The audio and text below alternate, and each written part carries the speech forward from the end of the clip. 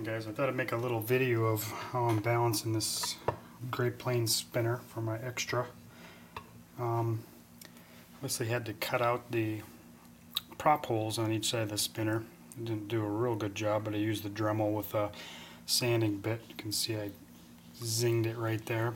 But I used Mother's aluminum polish to get this nice shine on it. It wasn't like that out of the box, and it looks pretty good. I'm going to do it a couple more times and that'll really clean it up good.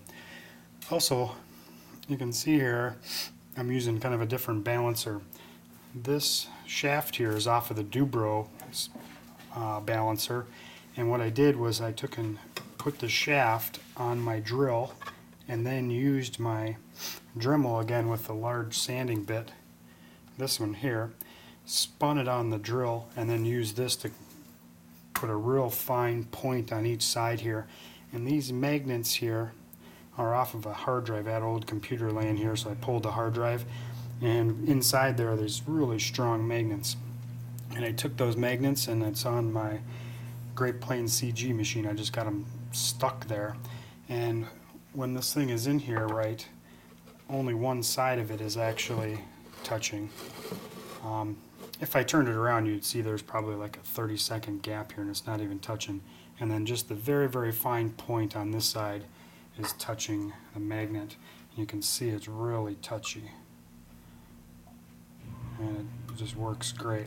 So how did I balance this? I just took some epoxy, mixed it up here on my slab, and what I did was I found level here and seen where the spinner went, and I just took a little bit of epoxy. I got a long screwdriver, and I just put it inside there, inside of the spinner, until it balanced. You can see here I could probably use a little bit on that far side. So I'll do that. I just grab just a little tiny little drop, and I'll go reach in here. Let's see, the far side's dropping.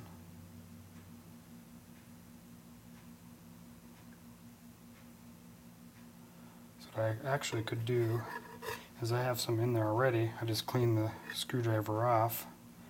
Let me find the puddle, which is right here. I'm just going to touch it, and it just pulls a little bit off, and we'll see if it balances a little better. And it's still pulling down on that side, so I'll touch it again.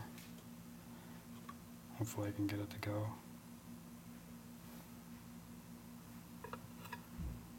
And it's almost there, so I'm gonna leave it right there actually.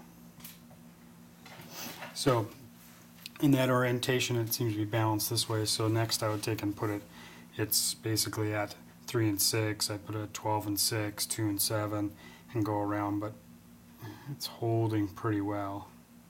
It's kind of a tedious process, but I know this balancer, so you can see just touching it, you have to be, it's hard to just get it in one spot to see where it's going, it's so touchy.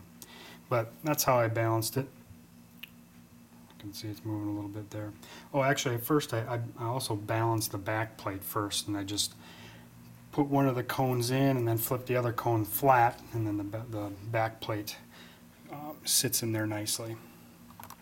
So that's how I balance the spinner.